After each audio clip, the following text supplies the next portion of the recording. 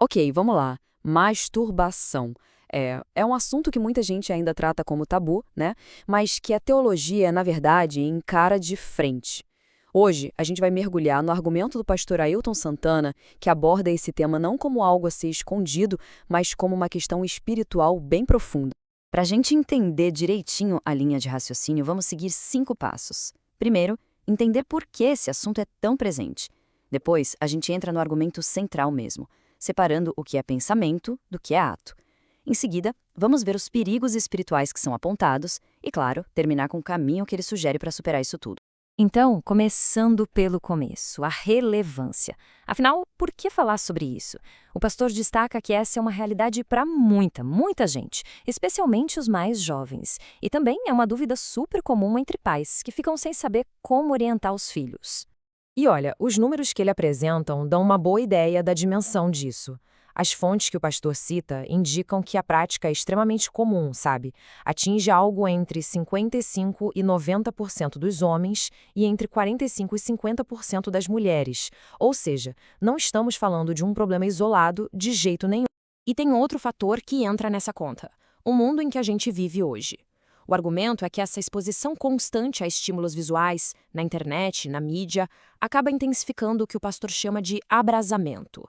Sabe aquela expressão bíblica de arder em desejo? Pois é, isso torna o desafio ainda maior nos dias de hoje. Certo. Agora vamos para o coração do argumento. A análise do pastor vai além do ato físico em si. O foco dele está na origem de tudo, na mente e no espírito. E a análise parte de uma pergunta bem direta: a Bíblia condena a masturbação com todas as letras? O pastor mesmo admite que não, a palavra em si não está lá. E é por isso que a discussão toda se volta para os princípios bíblicos que, segundo ele, se aplicam a essa situação. E um ponto importante que ele esclarece é o seguinte: do ponto de vista puramente físico, não tem problema. O pastor afirma que a abstinência não causa nenhum dano ao corpo, que, aliás, tem seus próprios mecanismos naturais para lidar com isso, como a poluição noturna. Então, a preocupação aqui é 100% espiritual. E aqui que o argumento fica realmente interessante. A grande virada, a distinção crucial que o pastor faz é entre o pensamento e o ato. Essa imagem aqui mostra bem essa divisão. Para o pastor, o problema, de fato, não estaria na ação física em si, mas em todo o processo mental que leva até ela. É o pensamento lascivo que está no centro da questão. A palavra-chave, então, é cobiça. E o que ela significa nesse contexto? Bom, o pastor define como o ato mental de desejar intensamente alguém que não é seu cônjuge. Basicamente, seria cometer fornicação ou adultério, só que na mente. E aqui está a base bíblica para esse raciocínio. O pastor faz uma conexão direta entre o pensamento lascivo e o mandamento que proíbe a cobiça. O argumento dele é que, para uma pessoa solteira, por exemplo, a prática estaria inevitavelmente ligada a cobiçar o filho ou a filha de outra pessoa. Ok, mas se o problema mental e espiritual, quais são as consequências disso na prática? O sermão descreve alguns perigos espirituais bem definidos.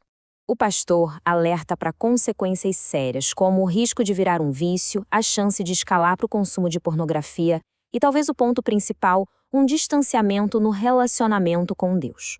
Então, diante de tudo isso, qual seria a solução? A parte final do sermão é bem prática e oferece um caminho claro para quem está enfrentando esse desafio. Os passos que ele propõe são bem diretos. Primeiro, buscar o casamento como caminho legítimo para a sexualidade. Segundo, controlar a mente, direcionar os pensamentos para o que é puro e bom.